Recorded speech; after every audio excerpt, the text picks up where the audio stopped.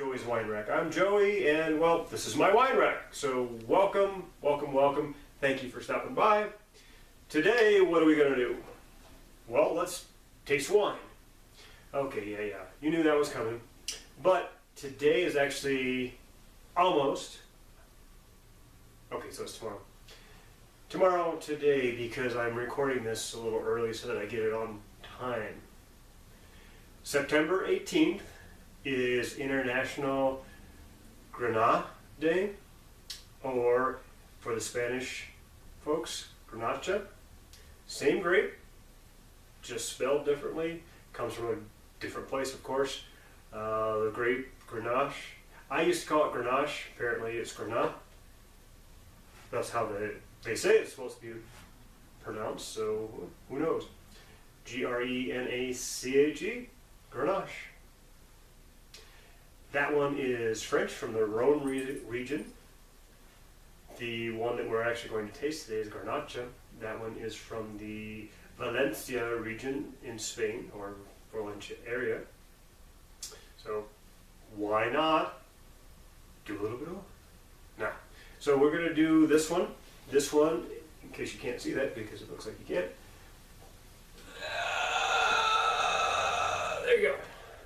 It is Il Miracle by Mariscal. This actually should be fantastic.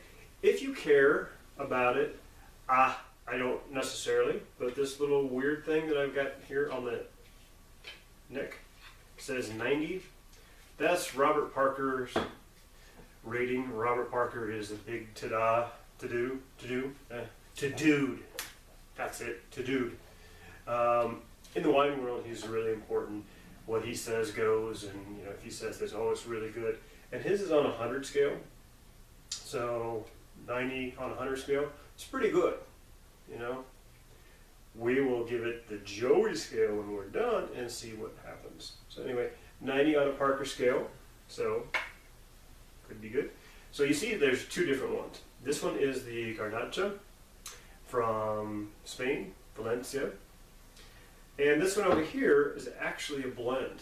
This is going to be important later on, so there's going to be a quiz. This one is a Los Dos. The two is also from Spain. It's actually a blend of, they say Grenache and Syrah. So that should be kind of fantastical later on too. Because I'm hanging out and doing this by myself, I'm not going to taste them both, but just wanted to let you know it's there. And hey, here's a test for you. It's got a screw top, but we don't call it a screw top, we call it a stealth enclosure. Right. Bravo. Bravo, bravo. So, I gotta stop doing it. The El Miracle. So the Miracle. So really kind of cool. It's also got a 90 here on the sticker. We're gonna give this a shot, see what we think. And you can do this one of two ways. You can either, this is a foil cutter, do it this way, or sometimes you can just pull it right off. We'll use the foil cutter today. Ta-da! Get rid of that. Set that out to the side. We have the Joey's Wine Rack Special. Joey's Wine Rack waiter, corkscrew. So we could have actually cut it this way as well. Generally when you do that, you're underneath one of the lips. Not your lips, because that would be bad. Under one of the lips on the neck, and crank it around. And remember, my background, at least a little bit of it, is waiting tables. So when I present this, I would walk up to the table. This is what you ordered. Put it in front of whomever ordered it. Read what it says. Make sure that I have what I'm supposed to be getting. Then I take the top off, the foil top, and then open up the wine screw. And generally, while I'm doing that, I'm yapping away about whatever it might be anyway. Or they're talking, so I don't say anything. So I'm left-handed, so it goes this way for me. If you're not left-handed, you're probably still okay and not terribly uncool, but that's what it is. So we go this, and this is a double bowl, so you can kind of do it all the way down here or up here. because I've got it down far enough, we're going to do this and pull.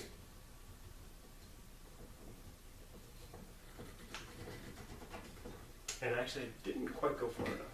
And I kind of got it off center a little bit, so my bad. Never do that, because then you look like a goofball. You don't want to look like a goofball. That's my job.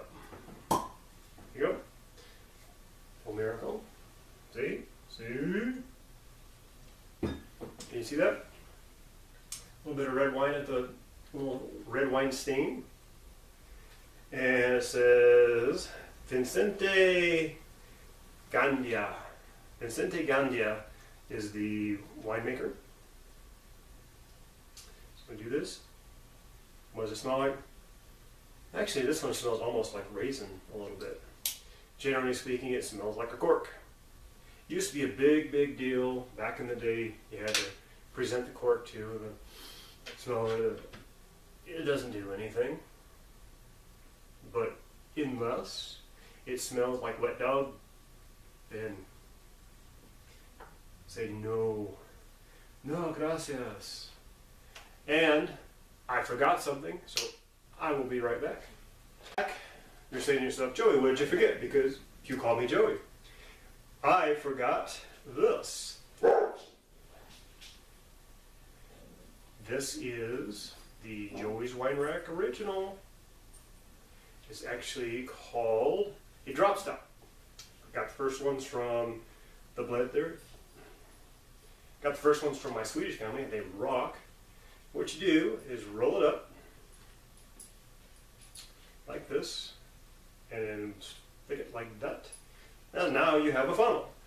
And what happens when you have a funnel, it makes it easier to pour so that you're not getting drops. No drops for you. Alright, so we'll do this. I'll point it out here a little bit so you can see. Now I haven't had any of this yet, so I don't know what it tastes like. I think it's going to taste pretty cool, but let's see. Nice color. It's kind of a light purplish, perhaps. Darker once you get it into the bottle and it starts stacking on itself. Excellent, excellent color. Yum! Smells fantastic. Smells like ripe plum. Actually, maybe a little bit of the raisin. So what am I doing? Well, first off, for the show, I use the big bowl glasses because it's easier to swirl and do all that stuff. To be totally honest, when I'm drinking wine every day, I use smaller glasses because if they happen to get broke, no big deal. Not that I break them that often, but so we're swirling it. So it opens up the nose a little bit, get a little bit more air in it. And don't be afraid of sticking your snobs in there, you know? Get a good nose full. So, like I said, dark purple.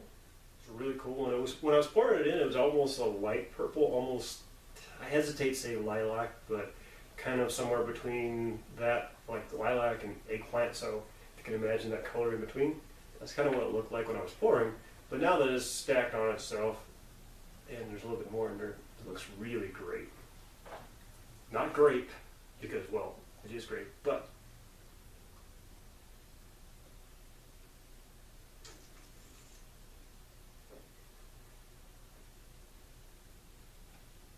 I like.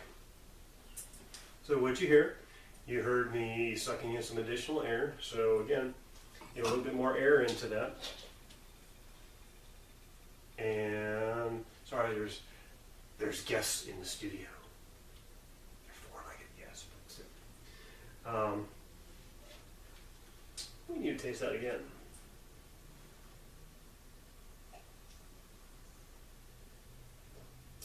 Quite good.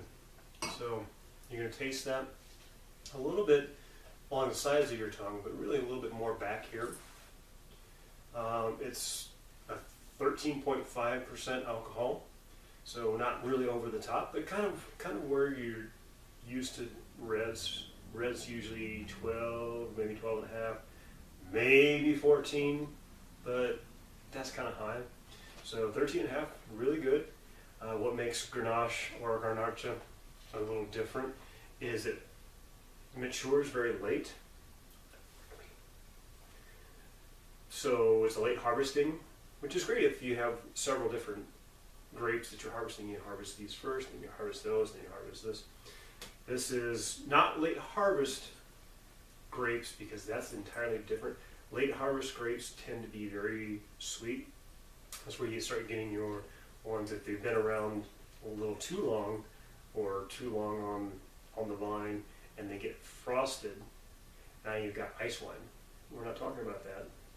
This is, like I said, this is Garnacha. This one from Spain, Valencia region.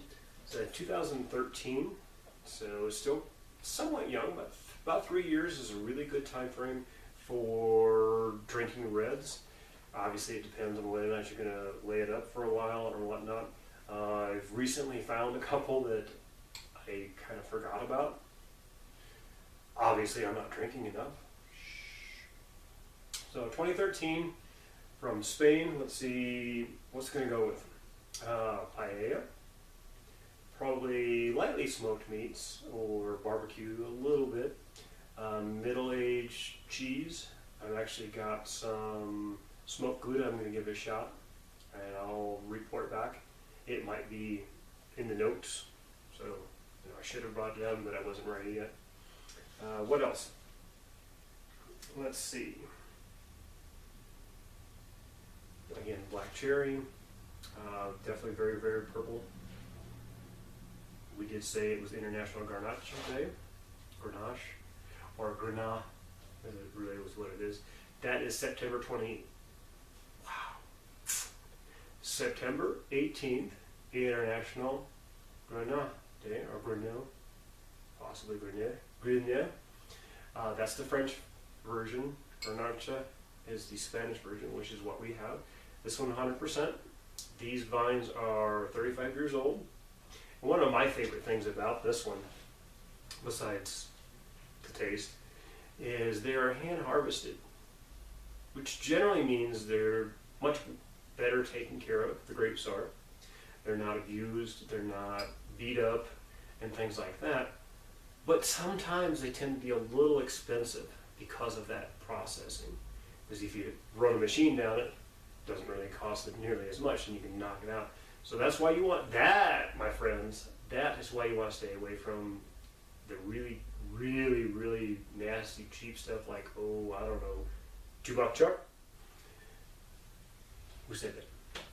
And why is because when they run the machine through, it just, grabs everything, and you might get twigs, you might get spiders, you might get whatever, and they just really beat up the grapes. Why do it? Why not take care of your grapes, right? So 35 years old, slightly younger than I am. What else? I really love this. Also, something to think about, a little useless trivia for you. Useless trivia. It is the Grenache or Garnacha. Grenache or Garnacha. See, I keep doing that. Is one of probably the number 1 or number 2 most planted grape in the world. So it's everywhere. They have it. You'll probably see some of that maybe in Australia and New Zealand, but not really. It's kind of a band along the Mediterranean. So very, very south, France, Italy, Spain. I've even seen and heard that Sardinia a little bit.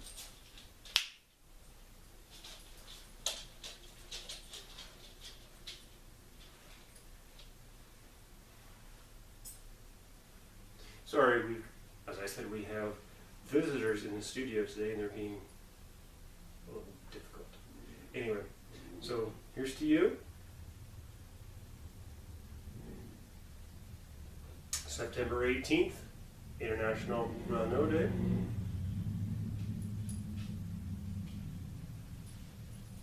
The joys of recording in the audio. There's always something on it. So, September 18th, International Grenache Day. It is really good. This one I'm having here, I got both of these. I got the El Miracle and Los Dos from Downtown Fine Spirits and Wines here in Colorado Springs. Got both of them, cost me just a touch over 17 bucks. So you do the math, and what do you see? It's worth it. Absolutely worth it. So kind of going back to some of the other things we always talk about, do you have to spend a tremendous amount of money for a good glass of wine or a good bottle of wine? No. But on the same token, you don't ever want to go to super cheap yuck wine, because there is no reason to drink bad wine. Don't even give it to somebody you don't like. That's just not cool. I also tend to stay away from most, not all, most boxed wines are kind of yuck. I don't have any. I've got probably 8 or so cases of wine here. Most of that's red, just in case I get snowed in during winter. Could happen. But most of my wines that I own are $20 and less. So it's not breaking the bank. It's something that I feel okay about drinking on a nightly basis, because it's good for the heart, right? And okay, mine's little and Grinch-like, but I can have a heart. And that's the way it goes. So anyway, here's to you,